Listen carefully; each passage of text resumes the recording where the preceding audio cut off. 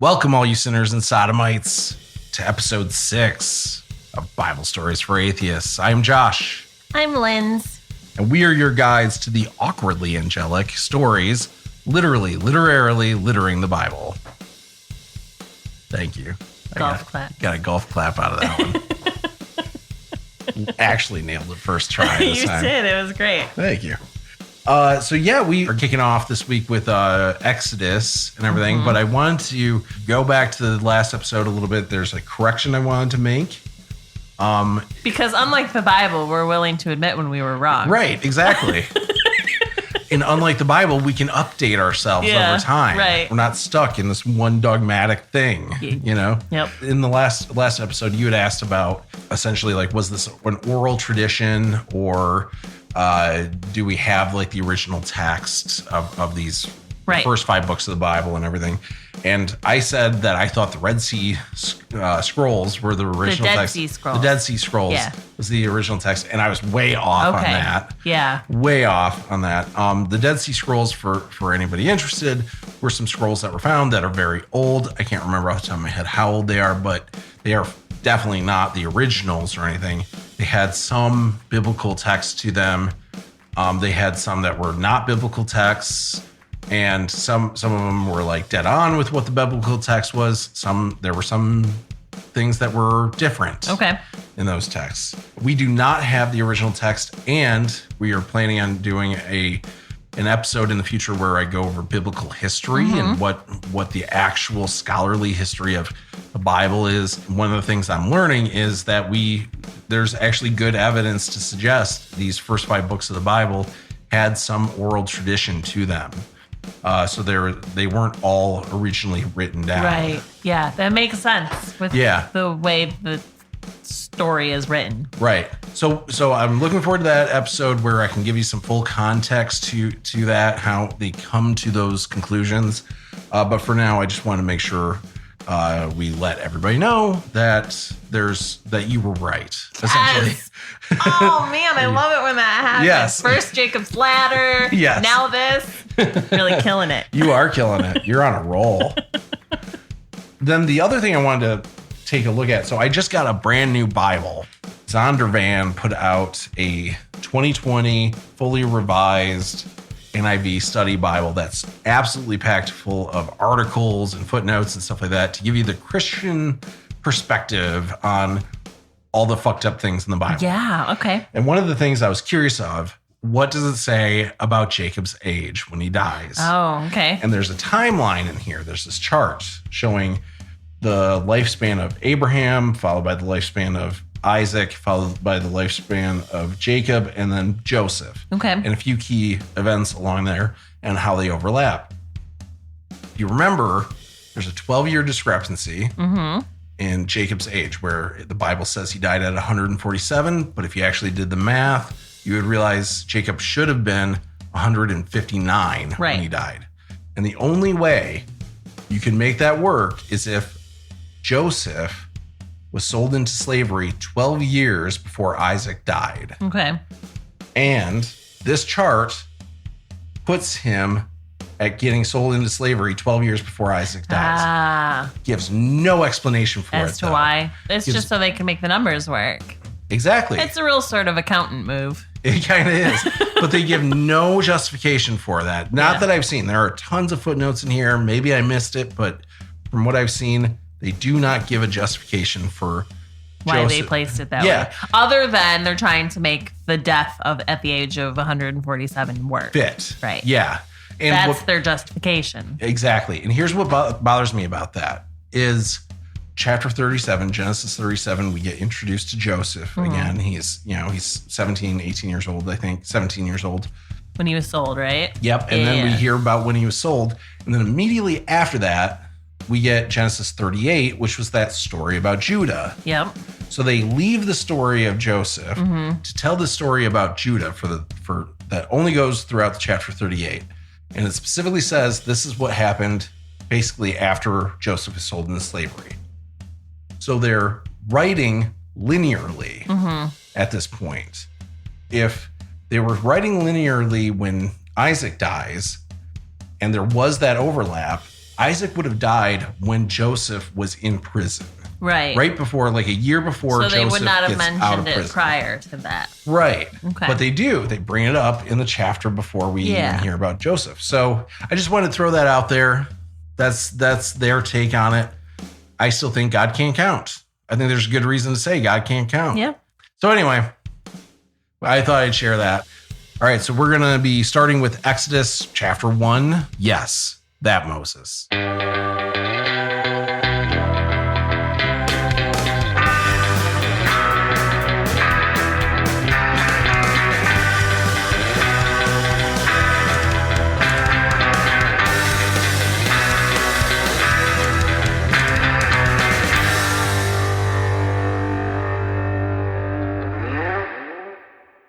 Gotta lean into the assets. I kind of feel like vocal burn is an asset. Is it? For me, it is. I don't know if I'll, now that I quit vaping, though, how much of that will continue. That just means that the activity was, in fact, damaging your body in some way. Right. So, yeah, if you remember, we left off Jacob and all the brothers moved to Egypt. Yep. And things are going great for them. Sure. You know, Joseph was the main guy in Egypt until he died. And then he enslaved all of the people. He enslaved the Egyptians. Yep. So they could receive their own food that they had given. Right. Yep. It's a real sort of early capitalism. Yeah. Yep. It totally was. Between Genesis and Exodus, we actually get sort of a flip happening where the Israelites go into slavery. The Egyptians are free, or at least as far as we're aware. Okay. The Egyptian people like are free. In between Genesis and Exodus, this happens? Well, Exodus does pick up by explaining how that happens. So it says that when all that generation, Joseph and his brothers, when they died, Israelites grew in number. You know, they were fruitful and multiplied and everything. But then, as God prophesied, well, I guess God wouldn't have prophesied. As God promised? Told? Yeah. He told them to fuck like rabbits. Many times, and they did. And so that's what happened. And they were successful. Yeah. In it. Yeah. And then a new Pharaoh, actually a new king of Egypt. It's kind of interesting. It keeps going back and forth between calling him a king of Egypt or a Pharaoh. But a new king comes to Egypt. Okay. Or comes up in Egypt, and to whom Joseph means nothing, is what it says. So does that not happen through like birth lines? Yes, it does. It does. Okay. Yeah, so he comes to power. Yeah, right. You're right. Okay. Eventually, a few generations down the road, we have a Pharaoh who does not care about Joseph. Right, because he's been dead. Yeah. Right? Right. I assume. Yep. He's been dead for quite a while. Yeah. So they would be like kids nowadays being like, I don't give a fuck about George Washington. Right. Exactly. And yeah, so this would be a good opportunity to kind of go over what does the timeline look like? Like, where are we in the timeline of things? One of the things that is debated about this is exactly when does the Exodus happen? So according to scholars, it would be something around 1200 BCE. Okay. If the events were true. So 1200 years before the birth of Jesus. Right. Okay. Right.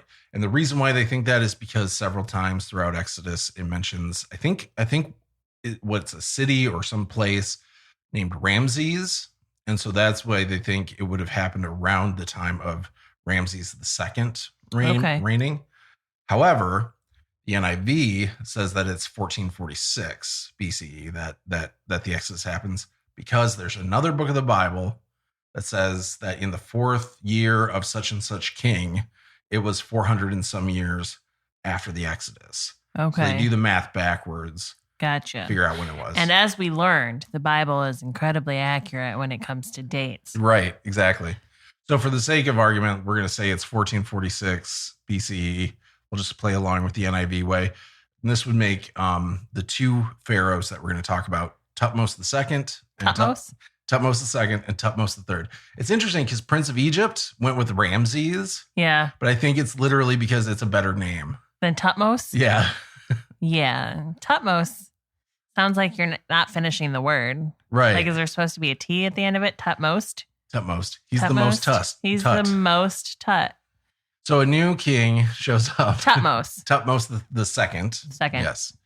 And the people of Egypt come to him and are upset about how numerous the Israelites are getting. Okay. They say that, if war breaks out, they could join the enemy and fight against them and end up leaving Egypt and all that.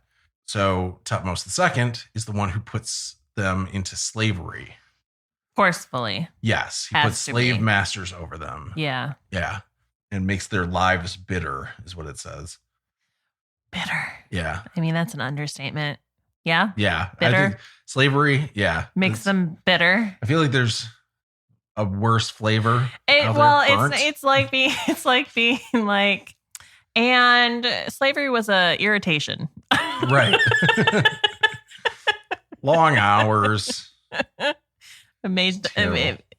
Slavery was bitter. Yeah. But the more they're oppressed, the more the Israelites multiplied. So they just keep having more kids.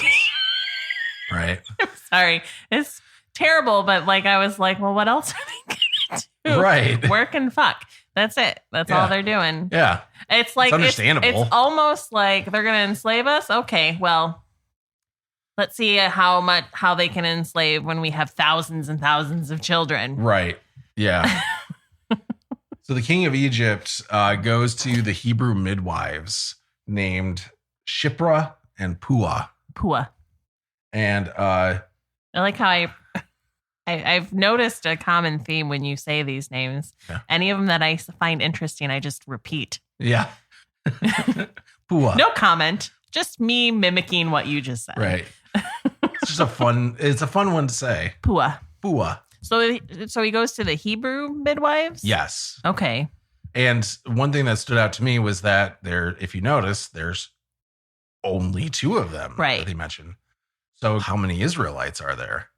Turns out, and this is actually taking place 80 years before the Exodus happens, but when the Exodus does happen, it's 600,000 men who leave in the Exodus. Okay. Plus women and children. Right. So we're talking about well over 1 million. Yeah, so there's not 2. So, right. Yeah. Right, but there's more than 2. Maybe they're like the head midwives. Maybe. It doesn't say that, but could be. As you pointed out before, the Bible isn't super informative when it comes to those details. Right. So exactly. Who cares how many midwives there were? He talked to these 2. Right. Exactly. So he talks to these midwives and he tells them that they need to kill every baby boy that's born. Oh. They can let the girls live, but you need to kill the baby boys. Right. Okay. And you might be surprised to find out they don't. Right. Because they're Hebrew. Right. So the king of Egypt, after a little while, we don't know how long, after a little while, he's like, calls them back in and he's like, what's with all the these little Hebrew, dicks running around? Hebrew boys running around. What's going on? That way he talked about this. And they're like, Hebrew women are not like Egyptian women. They are vigorous and give birth before the midwives can arrive. So they're just so vigorous that they just shoot them out.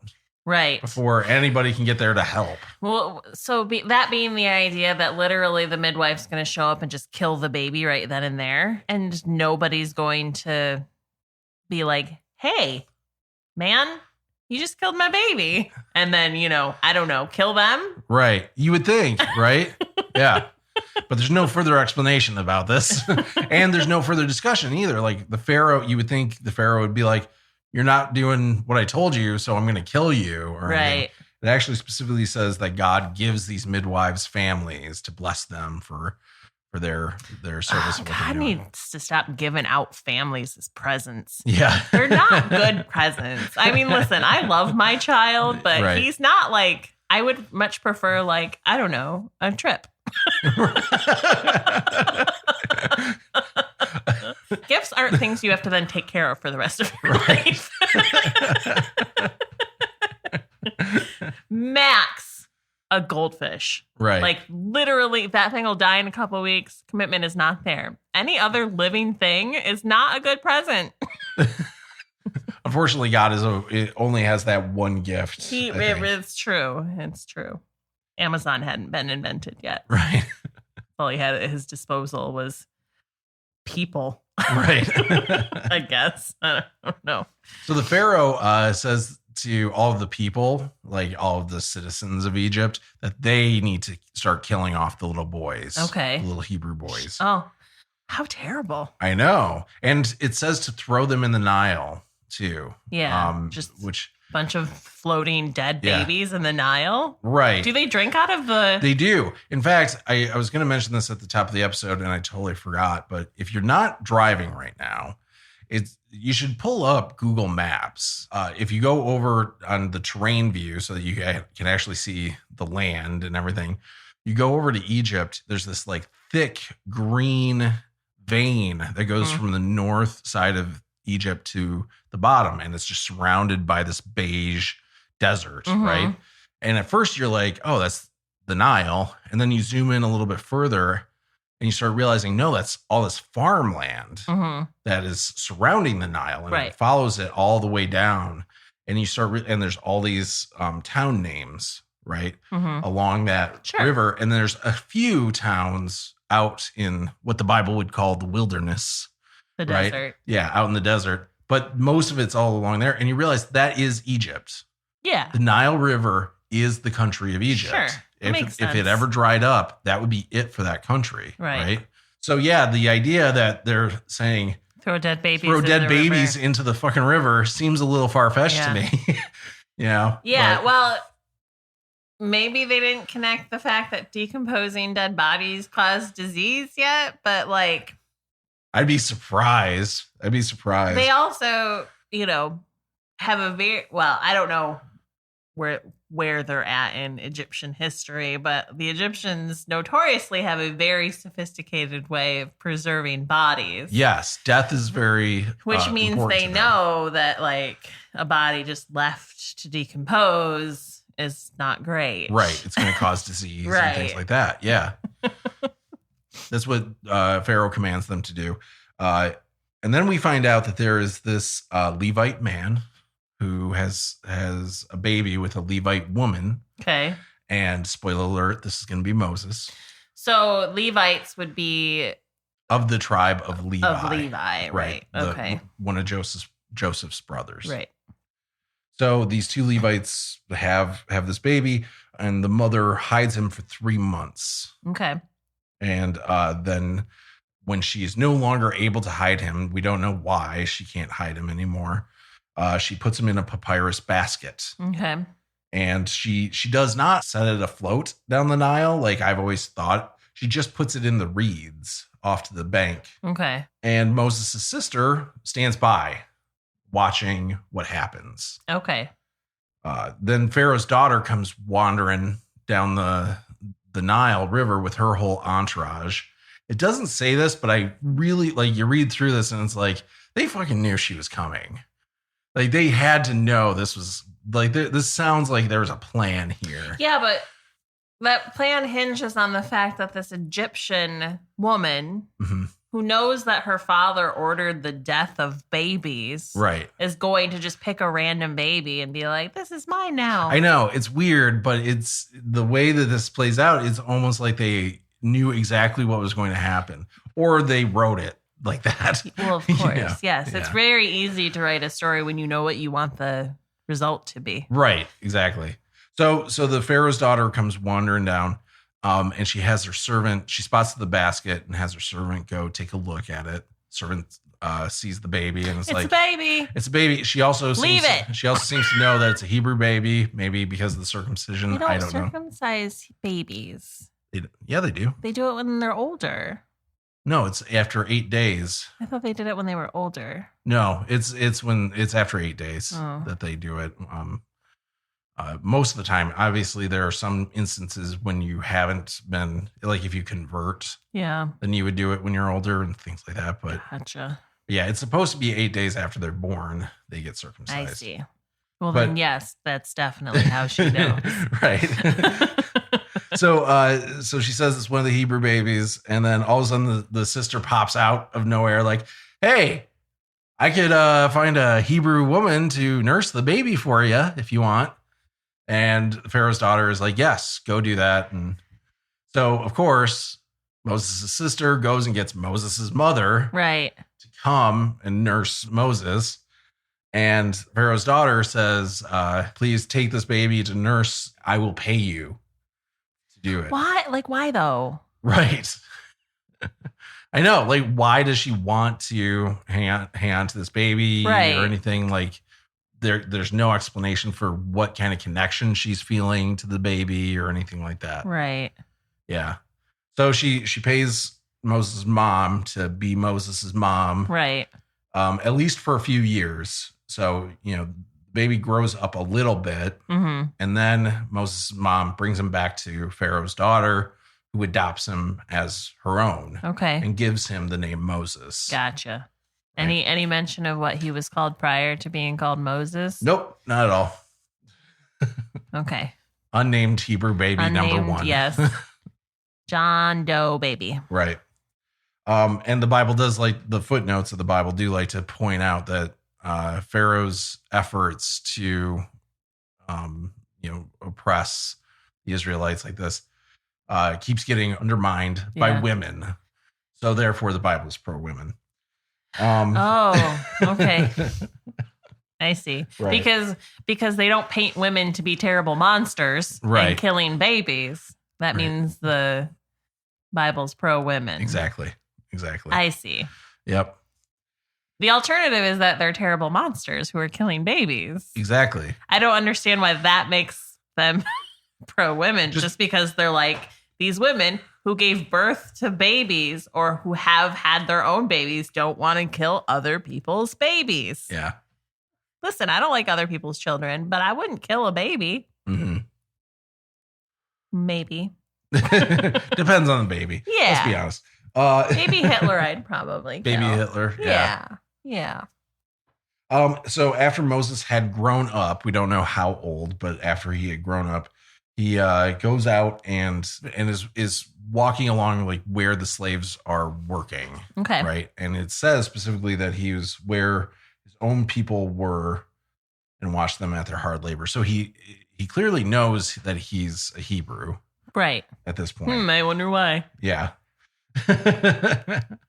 Which is interesting because I did rewatch Prince of Egypt, and I keep kind of comparing it to that, and he didn't know that when he was in that movie. But then he sees this Egyptian beating a Hebrew, and he looks around, makes sure the coast is clear, and then he kills the Egyptian and buries the body in the sand. And then there's this weird little side story about how this next day he sees 2 Hebrews beating each other, like getting into a fight. And he's like, "What are you doing?" And they're like, "Why are you judging us? You're the one who killed that Egyptian the other day."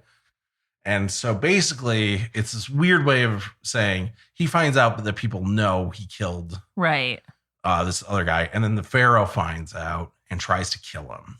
Okay. Tries to kill Moses. Because he killed an Egyptian.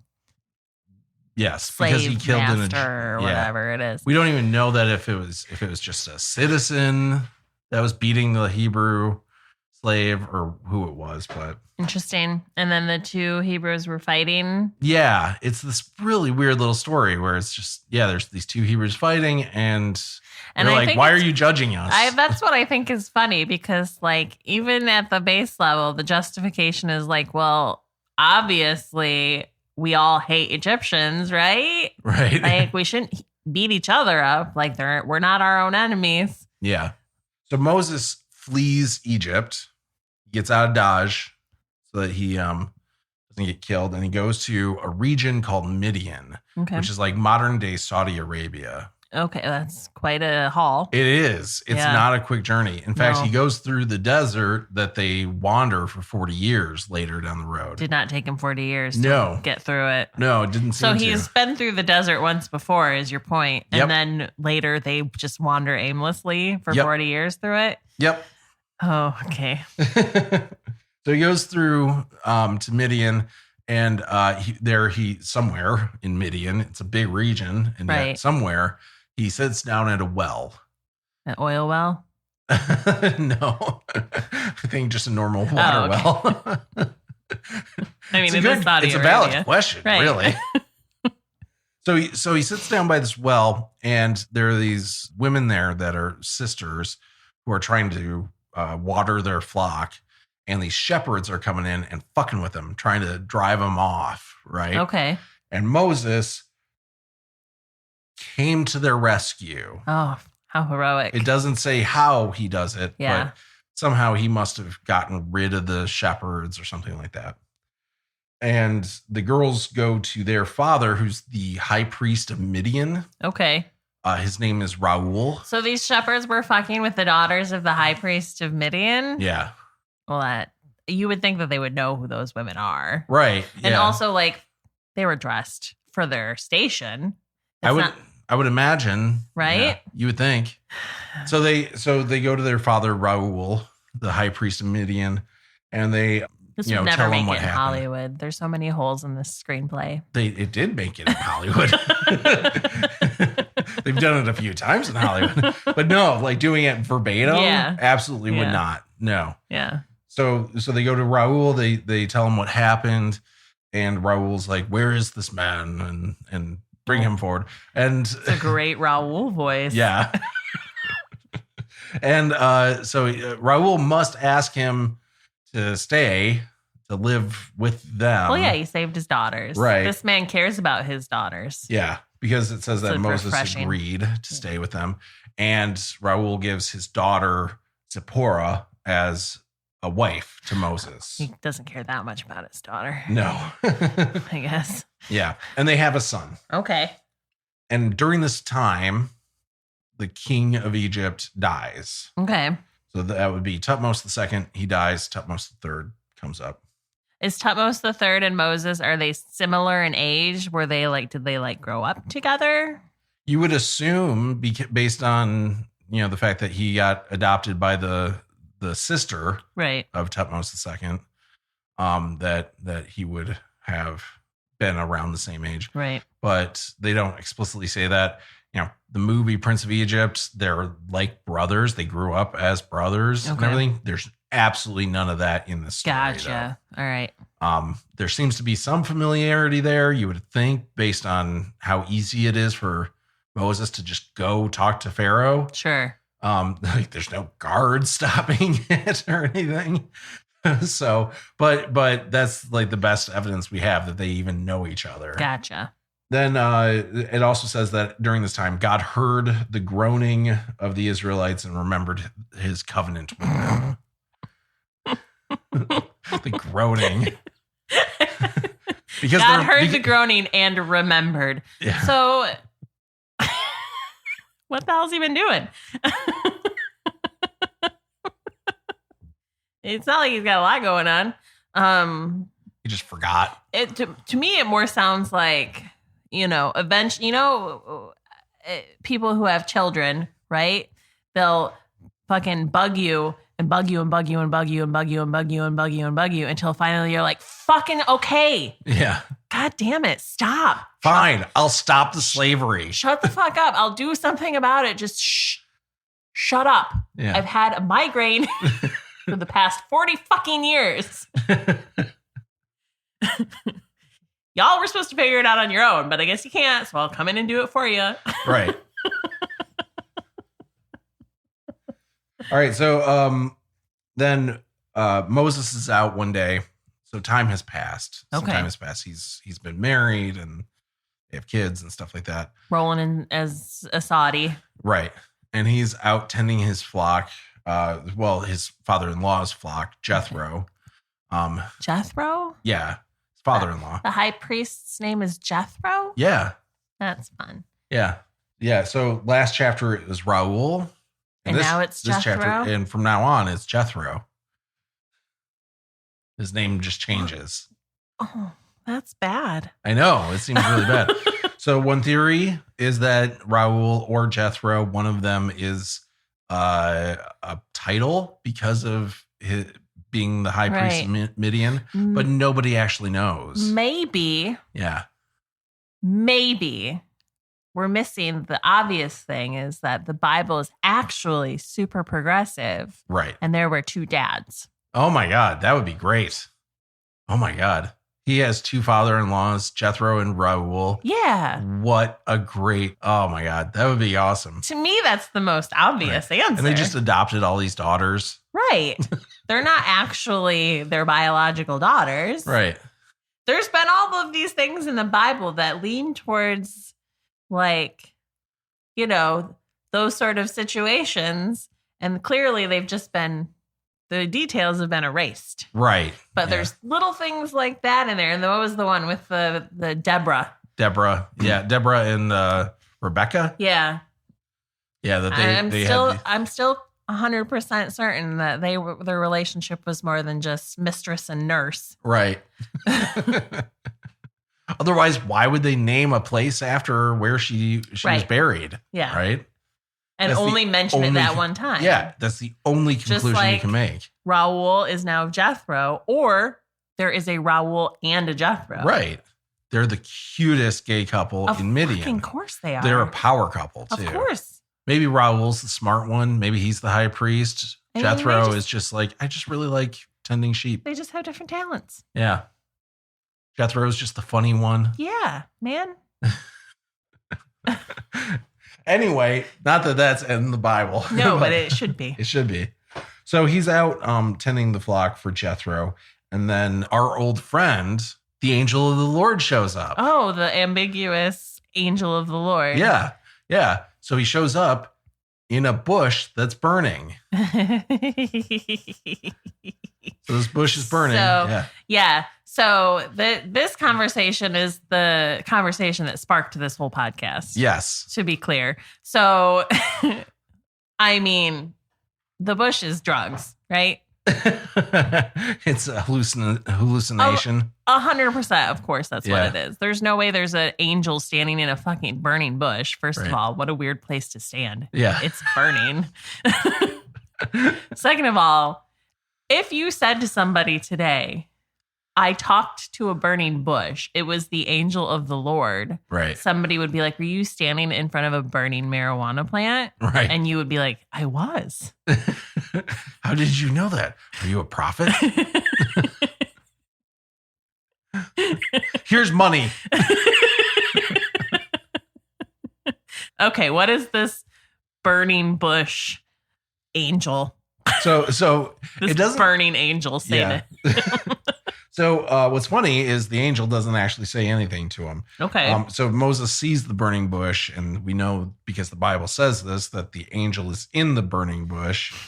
And he comes over to take a look at the burning bush. And when the Lord saw that he had gone over to look, so basically, like the way I'm picturing this is the angel is in the burning bush.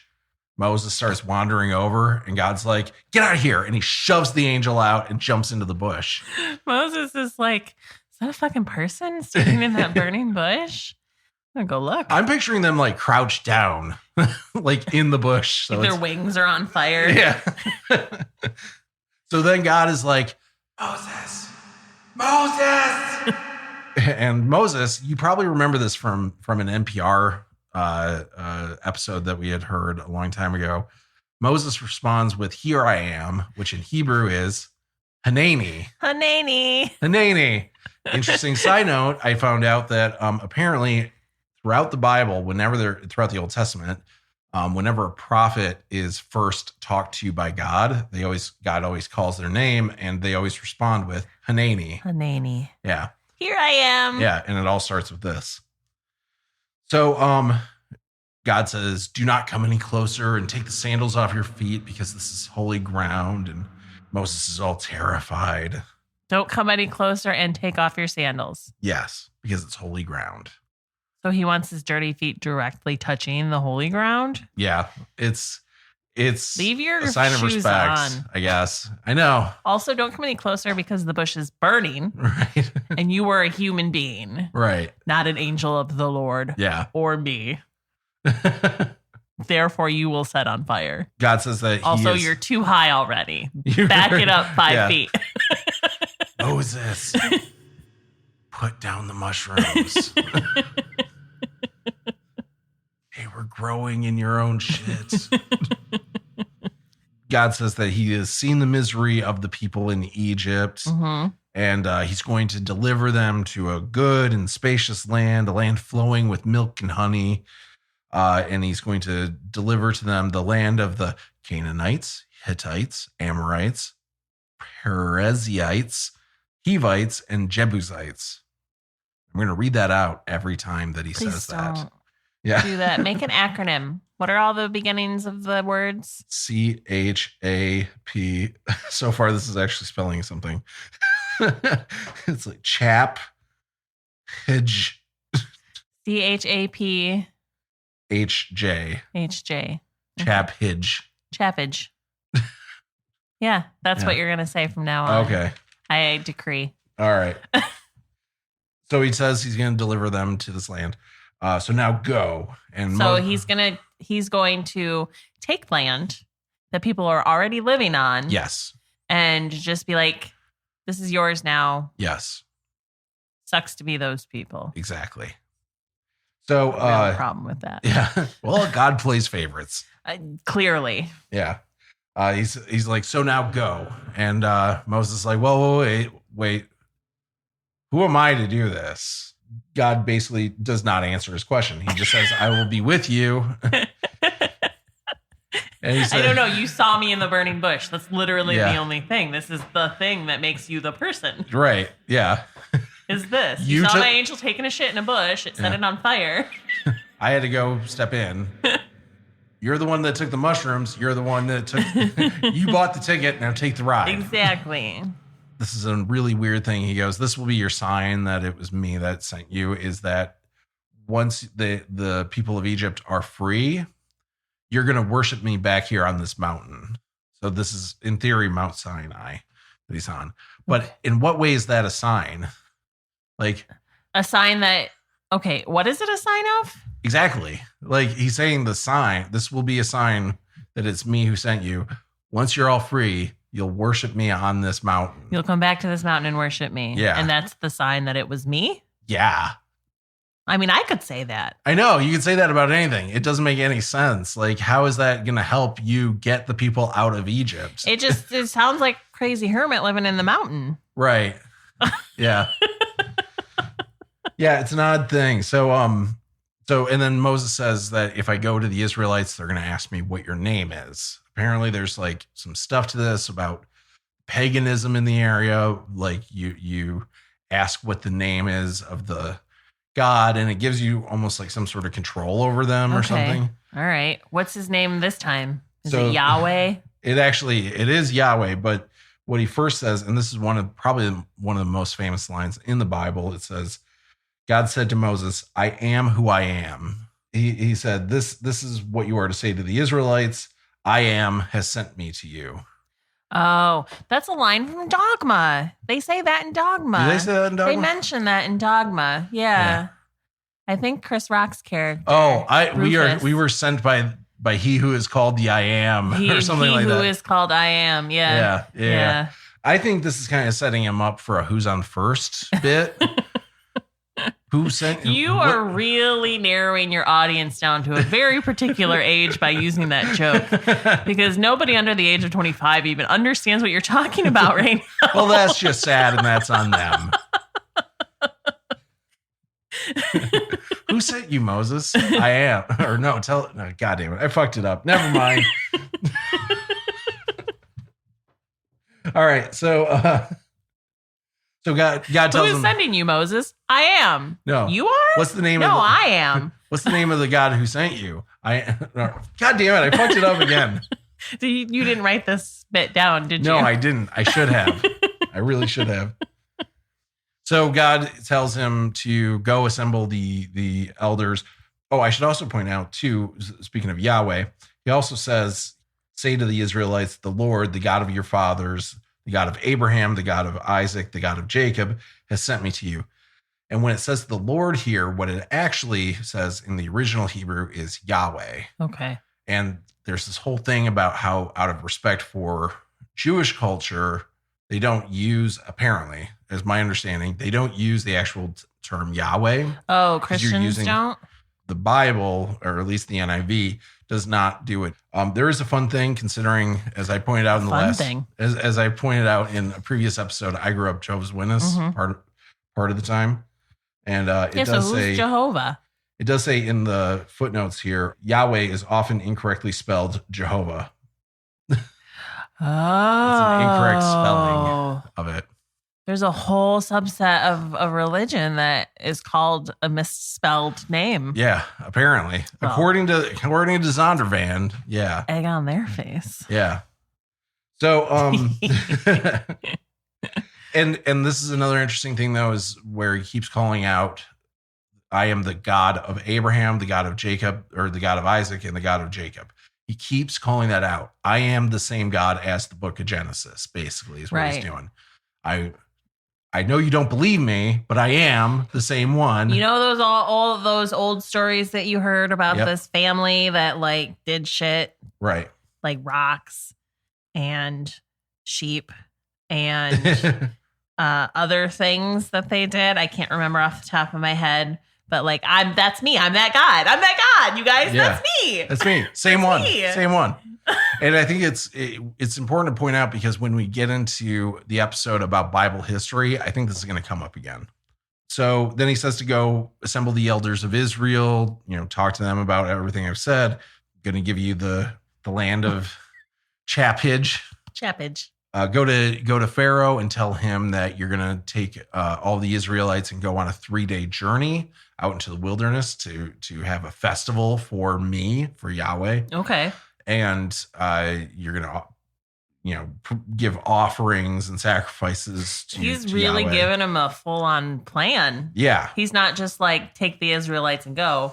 He's very specifically like, this is what you're going to do. Yeah. What's really interesting about this, I was surprised by, is he's not saying free the Israelites. He's saying go to Pharaoh and just ask for 3 days off. Just take a trip. Right. That's it. I mean, it doesn't really matter in the end, because that's not what happens or anything, but it's weird that that's what God is having him ask for. It's just 3 days off. Well, that's the cover story, I guess. But why is God giving a cover story? Why isn't God just like, no, it has to be set free? Well, it's not going to happen either way. You might as well ask to be set free, He's a trickster, that God. I guess so. He also says, I know that the king of Egypt will not let you go unless a mighty hand compels him. And he says that he's going to make Egyptians favorable to the Israelites when they are let go. So he commands that like every woman, for some reason, specifically every Israelite woman, go to her neighbors and the people who live with her, ask for gold and silver and clothing, and they're just going to give them over to the Israelites. And it says, this is because of something God does? Yeah, God's going to make them just give this stuff over. And he says, and so you will plunder the Egyptians. Well, no wonder people fucking pray to God for shit like lottery winnings all the time. Yeah. He kind of set it off the gate that he would do this sort of shit. Right. And then never did it again. Right. I know, it's really interesting. And another thing that really fascinates me, he says that not only is he making the Egyptians give up their possessions, essentially here, he's also going to make Pharaoh's heart harden Pharaoh's heart. Okay. That sounds weird. He's going to harden Pharaoh's heart. He's going to make Pharaoh keep saying no to all of this. Why? Exactly. So if he has the ability to affect a man's heart, why wouldn't he just turn it in the other fucking direction? Exactly. So we talked about this in Balaam, how a big excuse for a lot of people has always been that, God doesn't compel people to do things, right? God doesn't make people do things. Untrue. Clearly untrue. If you think that is the case, you have not read Exodus, or you don't believe it's true. Right. Because God absolutely throughout this makes people do things. Sure. And yeah. And so I think that's bad. But then you take it to a whole nother level there of then why isn't God just making him let them Right. go? Yeah. Right. So God is essentially creating the problem Right. that he has to save his people from. Right. And that kind of speaks to this higher Does Moses problem. tell people that part? Not that it says. I mean, real shady. I know. Real shady shit going on. Right. Real shady. Well, what's funny too is in a little bit where Moses and Aaron, his brother, they're going to be getting blamed for all the bad shit that's happening to the Israelites. Did you ever see the movie Endless Love? I don't think so. The movie they redid it a couple years ago, but it was a movie from the 80s. Tom Cruise was in it. I don't think he was the main character though. Or maybe he was the one that tells this story. It happens a couple times in the movie. Somebody tells the story about this happening, and then the main character of it ends up doing it, and it goes wrong for him. But he sets fire to a girl he likes' house. Maybe in the story it was his house. But point being, they set fire to a house, and then they're the ones who find the fire and put it out, thus making them the hero. Yeah. And in the end of Endless Love, the boy does that and ends up killing people. Oh my God. And having to go to jail. But sounds like a great movie. It's a crazy movie. It has Brooke Shields in it. This is to me what God is doing. Yeah. Well, when you think about it, when you zoom out a little bit more and look at God as a whole throughout the Bible and everything, this is kind of a big problem with God, where God is the one defining what sin is. Right. And then he's the only person that can save you from it. Right. Like, you're the one that made us incapable of living life without sinning. Right. Why is that our problem? Right. That we're like, yeah, it's completely ridiculous. Yeah. The whole idea of it. Also, like the whole God gave humans free will. mm-hmm. That just blows that out of the fucking water. Right. If God is able to change anybody's mind, right, or change anybody's behavior, yeah, then even if he chooses not to, that is still an action on his part. This is a real evident example of gatekeeping, right? Gatekeeping? 100%, because this is what they do. I mean, gatekeeping has become a huge thing in society right now, but literally at the root of it, gatekeeping is like when you have a club mm-hmm. and you keep people in line and you only let a few people in. It keeps the people coming to stand in line because they think at some point in time they'll be able to get in. Right.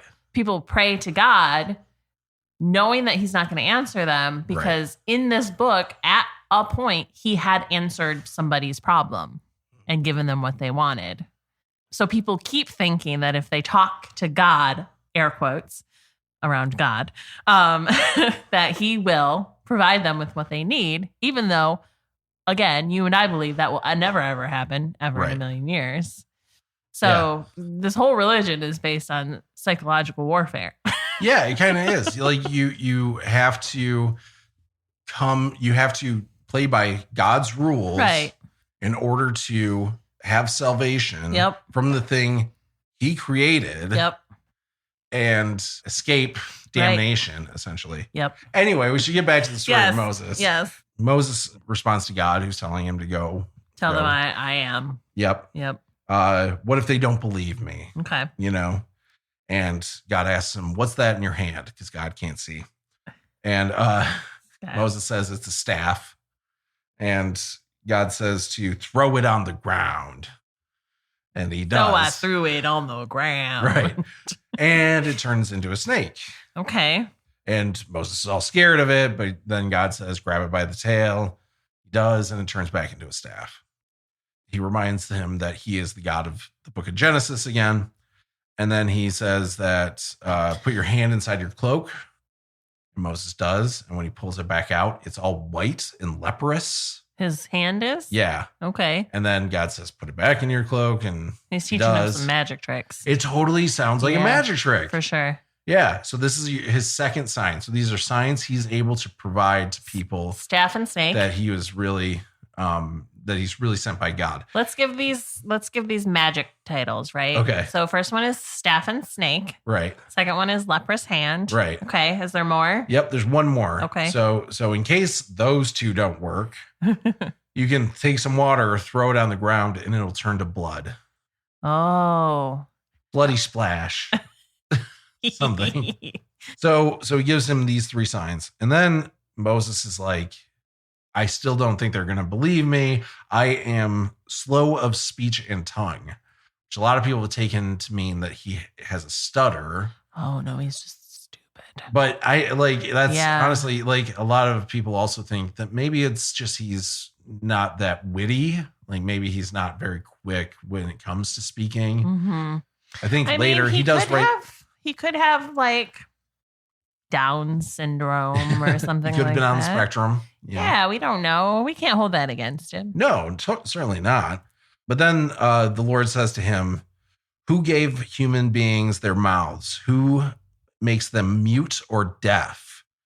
Who gives them sight or makes them blind? Is it not I, the Lord? Now go, I will help you speak and teach you what to say. So God makes people. Yeah, he deaf, just admitted that mute, and blind. he's gives people those terrible impediments. Again, I've always heard growing up, God doesn't do that to people. It's, God always gets this get out of jail free card where it's like all the good stuff comes from God, all the bad stuff. It's just human God nature. allows at most. Because he doesn't get involved. Right. God doesn't cause this whole chapter, just all of those reasons are false. Right. Exactly.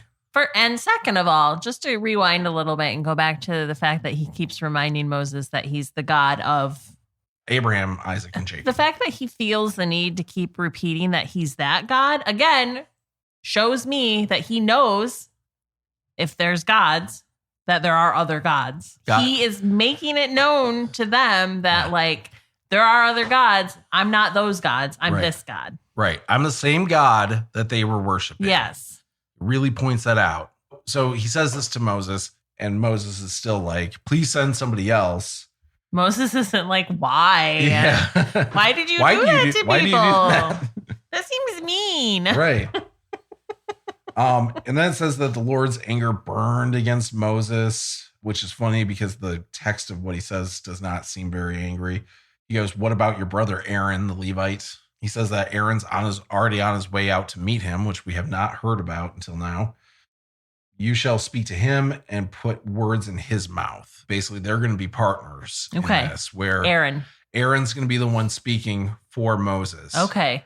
Real Cyrano de Bergerac situation going on here. I guess so. But like triple, because it's God to Moses to Aaron. This is the second time you've brought up that reference, and I still have no idea what you're talking about. Cyrano de Bergerac? No. I don't know. Did you ever see Roxanne, the movie with Steve Martin? Yeah. That's based on Cyrano de Bergerac. Oh, okay. I love that movie, Roxanne. That was a good one. He's the character, his words are helping somebody else. Yeah. Yeah. Yeah, where he's trying to help the other guy woo this lady by giving him the good words. Yes. Yes, that is Cyrano de Bergerac. Okay, that makes more sense. So yes, it's exactly like that. It's exactly like that. Pharaoh is Roxanne. Yes. So then Moses tells him to go to Egypt. Finally, they finally wrap up this conversation. So Moses goes to Jethro, his father-in-law, one of his fathers-in-laws. Jethro's like, "Go, I wish you well." He packs up the kids and the wife, and they all head out. The Lord comes to him and says, perform before Pharaoh all the wonders I have given you. And this is where he says, I will harden Pharaoh's heart. Israel is my firstborn, but you refuse to let him go. So I will kill your firstborn son, is what he says to say to Pharaoh. Okay. Right. Not that Moses is anywhere close to being able to talk to Pharaoh. He hasn't left yet. Right. But they say that. And then out of fucking nowhere, just next paragraph, we hear this. At a lodging place on the way, the Lord met Moses and was about to kill him. But Zipporah took a flint knife, cut off her son's foreskin, and touched Moses' feet with it.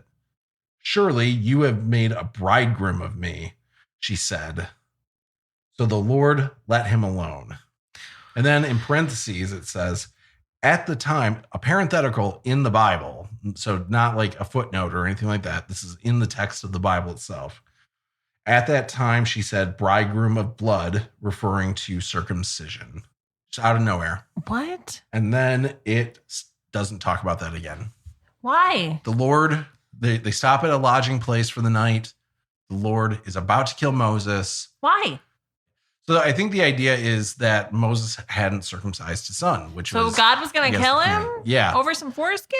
Yeah. Apparently there's debate over whether or some not genital mutilation? Yeah. Apparently there's debate over whether or not the original text is talking about Moses here or if it's talking about Moses' son. Like apparently that's not very clear in the original text. So we don't know if Moses was circumcised? No, like God might have been trying to kill Moses' son. Oh, because the son wasn't circumcised. Right. One way or another, the son wasn't circumcised. Jesus Christ. Over penis skin? Yeah. God loves his penis skin. Oh my gosh, he does. He loves his penis pieces, which was the original Reese's candy. Penis pieces? Yeah. Gross. It's fucked up. The obsession with penis skin. Yeah. Like, I don't know. Penises aren't that great to begin with. Like, why obsess over this extra little, clearly there for a reason, or else men wouldn't have it, right? Yeah. Humans evolve into a form in which they best survive at. It probably protects against disease. Yeah. Yeah, something. I don't know what the evolutionary reason is for it, but yeah, it's got to be something. Right. Or else men would have adapted to not have it. Right. Yeah. I don't know. Especially since we keep cutting it off. I don't know how we started cutting it off because, like I said, I don't think Israelites were actually the first to do circumcision either. Yeah. Like I think it was already out there. It's a real weird thing. Yeah. I'll take it upon myself to dig into the history of circumcision. Okay. That'd be cool. I'm real interested in why you would cut off penis skin. I'm real interested in circumcision. It's just crazy to me. It's crazy. So then the Lord says to Aaron, Moses' brother, to go meet Moses. Aaron, Aaron? Yes. It says to go meet Moses. And so even though Aaron was supposedly already on his way, it's only now God is telling him to go meet Moses. And then he must have magically transported because now he's meeting with Moses. Yep. And Moses tells him everything that happened. And they go together to the Israelite elders and perform all the signs. Okay. Right? Does the magic tricks. Sure. And the blood water. Yep. The snake staff. Yep. The leprous skin. Leprosy hand. Yep. And ta-da! And they believe. Well, I mean, those are impressive magic tricks. They are. Even today, they would be impressive magic tricks. They absolutely are. Those all seem like evil-based tricks, though, don't they? Aren't they a little evil? Don't they seem evil? You're turning water into blood. Yeah. That seems a little demony. Right. Leprosy hand? Little demony. Yeah. Staff into snake? I mean, snakes are not great in the Bible. No.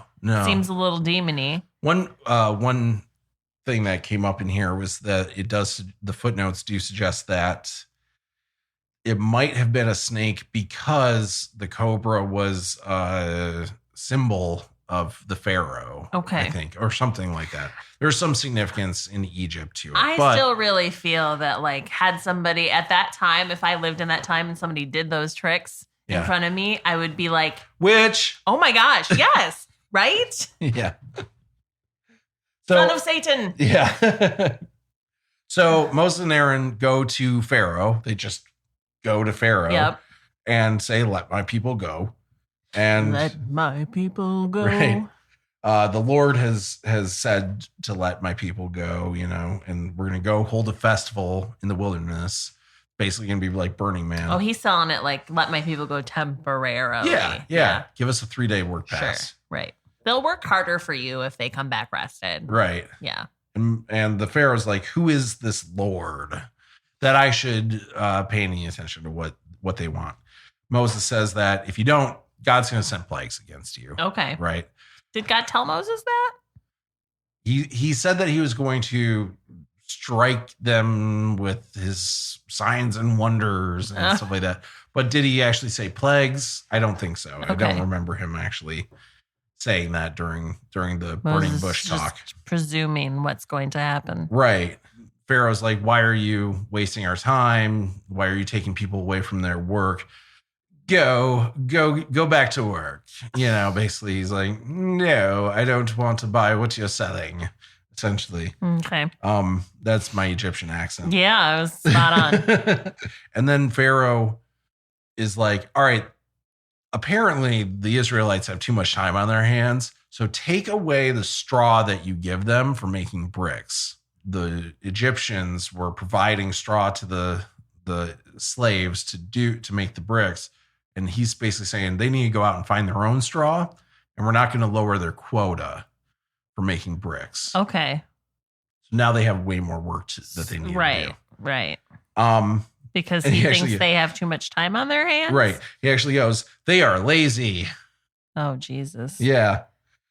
So make the work harder for the people so that they keep working and pay no attention to lies. He's the villain in this story, yes? Yes. So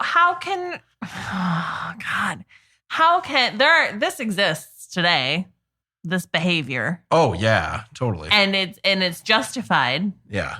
And how do Christians justify this behavior? There are plenty of Christian small business owners I've known who totally act like this to their employees. It's villainous. Yeah. How has it not been pointed out to them that like you're Pharaoh, dude, you're being a real Pharaoh right now? Yeah. I don't know. They'll go to church and they will be like well lauded as good Christians. Probably because they donate. Right. Yeah. Oh, God. Yeah.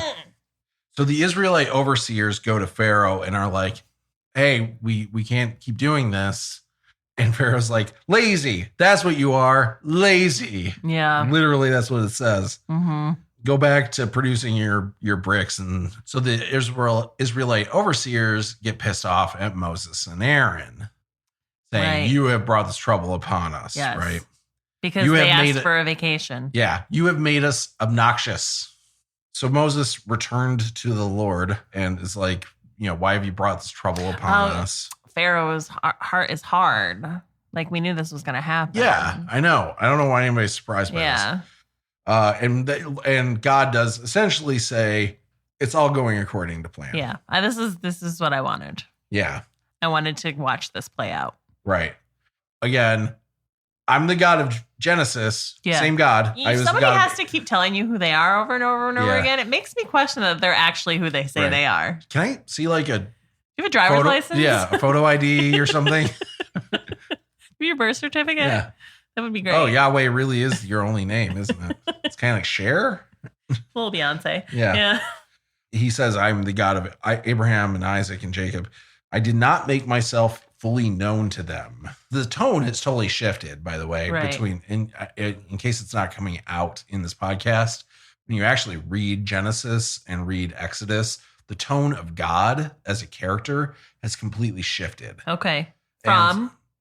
From being like more hands off to definitely being more hands on. There's also like kind of a tone shift in storytelling. Okay. It's a little bit more dramatic in Exodus than it is in Genesis. Well, so we know that Moses wrote these books.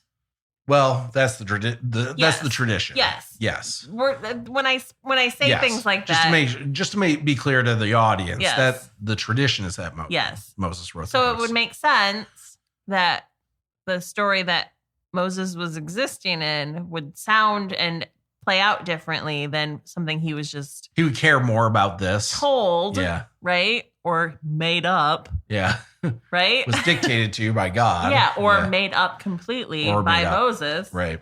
So that that makes total sense, because if I was writing a story about my life and I included a whole chapter of what happened to my parents and my grandparents before that, it would probably just be real sort of high level. Yeah. But that to me, the tone shift would make a lot of sense if that were how it played out. Yeah. In real life.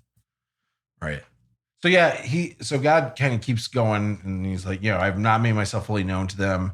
Yada, yada, yada. I'll give them the land of Canaan. Yada, yada, yada. I am Lord. Yada, yada, yada. Bring you out of Egypt. Yada, yada, yada. Redeem you.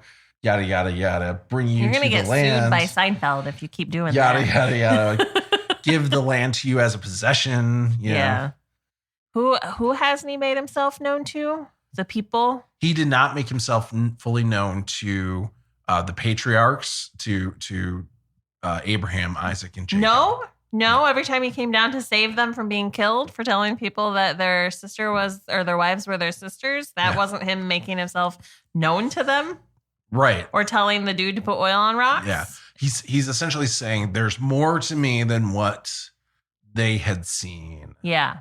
He's saying, I care more about you than I do about any of these other people. So I'm going to give you exact instructions on what you need to do. Maybe. Yeah. Maybe that's what he's kind of laying out the groundwork for. Moses, those men figured it out on their own. Yeah. You can't. I'm going to have to spell things out to you. You need my help a lot. So this is what we're going to do. So this isn't a compliment. This is an insult about your character. Have you ever heard of flashcards? We're going to make some flashcards. So Moses reports all of this that God has said to the Israelites. They did not listen because they're pissed off about having to find their own straw. Yeah, I mean, I justifiably pissed off, I think. Yep. So the Lord says to Moses, go to Pharaoh, tell him to let my people go. Sure. And Moses is like, but I speak with faltering lips. What was that? That's what Moses said. And I'm assuming that's how he said it. Don't do that again. No? It felt real weird. Yeah. I felt real uncomfortable. Okay, that's fair. So this is another really weird shift where all of a sudden, they're having this conversation. He's like, I speak with faltering lips. And then it says, now the Lord spoke to Moses and Aaron about the Israelites and Pharaoh, king of Egypt, and he commanded them to bring the Israelites out of Egypt. These were the heads of their families. And he goes into a genealogy of the house of Reuben, the house of Simeon, and the house of Levi, which makes sense because Aaron and Moses are Levites. Right. And then that's it. For some reason, they only cover those houses. Even though there are more. Yep. We find out that Amram married his father's sister, Jochebed, who bore him Aaron and Moses. Okay. So Aaron and Moses' dad is apparently nephew to their mom. But what's weird is if you actually do the math, and I'm not going to get into this, but if you do the math on how long these people lived, it does not add up for them to possibly be their actual parents. Yeah. And so the thought is that they were like ancestors to them. But weird thing I noticed, it doesn't say that. It doesn't say that they're ancestors. It says that it's their parents. Also, like nephew. Yeah. Because you also have to keep in mind, by the way, if you do look through this and do the math on it, which you totally should, you have to keep in mind that they were in Egypt for 430 years before they left. The Israelites were. And so that's how the math doesn't work out, knowing that. But also, like, the mom was the aunt and had sex with the nephew and they had babies. Yeah. I know, it's weird. I mean, good for her. Yeah. I guess. Usually it's rocking the other way around. Right. For the old dudes. I guess we don't know how young of a sister that is. Also. Oh, that's true. They had babies for decades. Right. So the nephew could be similar age, I guess. I'm thinking like a 60-year-old woman and like a 30-year-old man. And I'm like, go get it, girl. Yeah. I mean, except for the whole nephew and aunt thing. Yeah. That's just a generally accepted practice in the Bible at this point. Apparently. Yeah. So they go through all of these genealogies here. And then it says at the end, it was this Aaron and Moses to whom the Lord said, bring the Israelites out of Egypt by their divisions. They were the ones who spoke to Pharaoh, king of Egypt, about bringing the Israelites out of Egypt. This same Moses and Aaron. And just in case you missed it in the entire chapter book thing you just read. Yeah. They're just reiterating it that those are the guys. It's the same people. God's the same God as Genesis. Completely this Moses and Aaron are the same one. Are there other Moses and Aarons running around the Bible at this point? It's really weird, isn't it? It's almost as if this wasn't written by the same person that the rest of it was written in. Shocking. It's almost like this is an edit. Right. It's like watching an old film, and all of a sudden the screen flickers and you're watching some totally different scene for a second, and then it flickers again and you're back to watching the original thing because it goes right back into the story right where we left off after that. It's almost like they felt the need to clarify. Yeah. But why? But literally, it didn't add anything new. No. You could have just read up to that point and not needed this reiteration. It's like at some point in the future, there was debate over, was this the Moses and Aaron? Or was it a different Moses and Aaron? Yeah.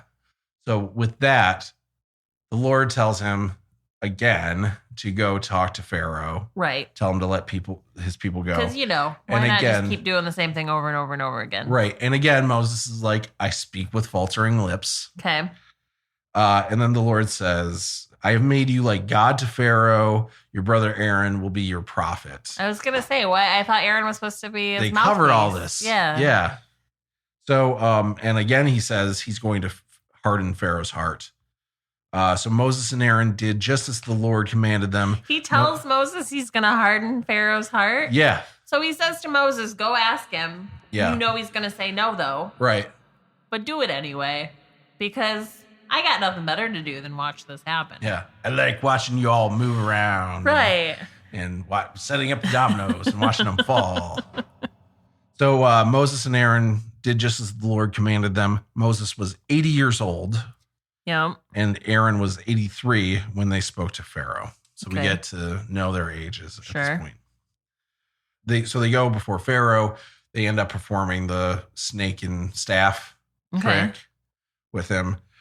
Pharaoh calls in the wise men and sorcerers and magicians of Egypt, and they do the exact same thing. Oh, they can do the trick too? They can do the trick too, which is interesting because then you have to ask yourself, does Moses know how to do this? Because he was raised with royalty.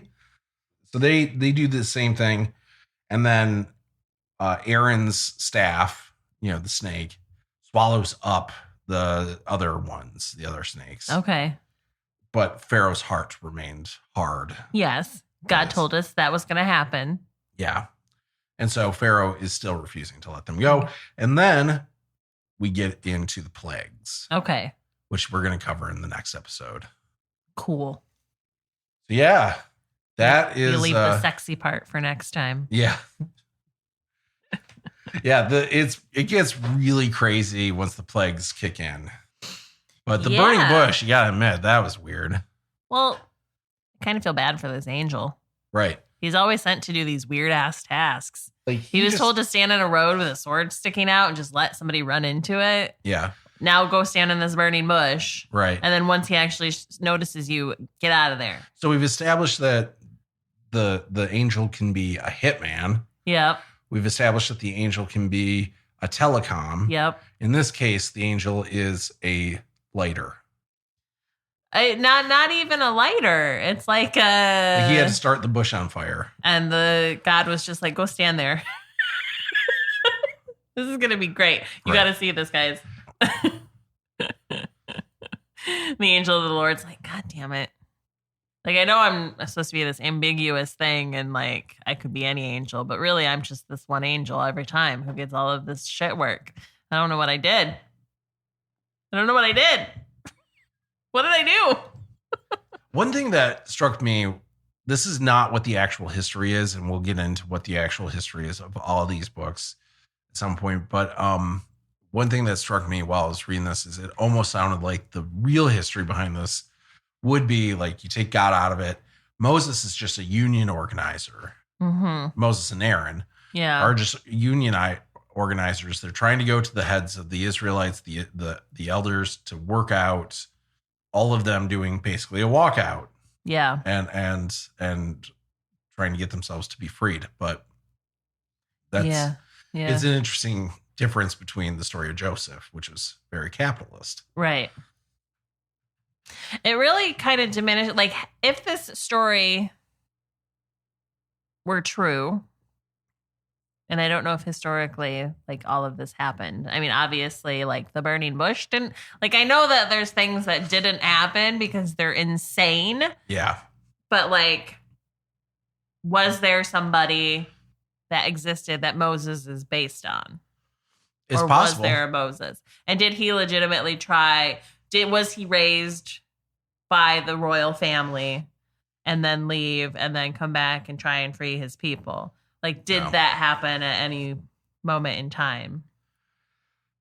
Probably that you're not. aware of? Probably because if not. it did, adding all of this extra really diminishes the effort of the actual person Right. by kind of making it sound like God was literally like giving them a to-do list, Right. and telling them exactly what to say. It could be that it was an actual person, kind of like how Hercules might have been based on a real person at some point, and then it just got blown out of like they just came up with all this mythology about them and it got blown out of perspective. But if Moses was a real person, there's a lot of things in this story, huge things in this story, not just about God or anything about that or anything like that, that did not happen and would have happened in other places. Gotcha. So yeah, I'm really looking forward to getting into the actual history behind this stuff. But yeah, if we're playing along, yeah, Moses was real. And he definitely wrote these books. Well, we're not playing along. No, not entirely. No. But I think that's it for this episode. So next episode, we'll get into the plagues and hopefully we'll get into the actual Exodus, which would be interesting. The whole event that the book is named after. Yes. Yeah. Yes. Okay. All right. So they all lived miserably ever after. Try that one more time. They all lived miserably ever after. A little better. Okay.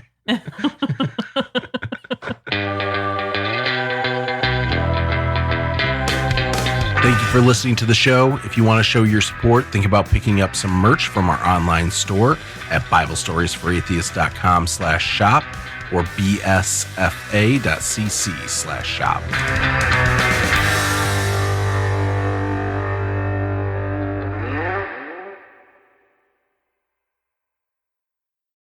Of course, you can't hear my eyes roll through the microphone. So let me add that caveat, is that was accompanied by a giant eye roll.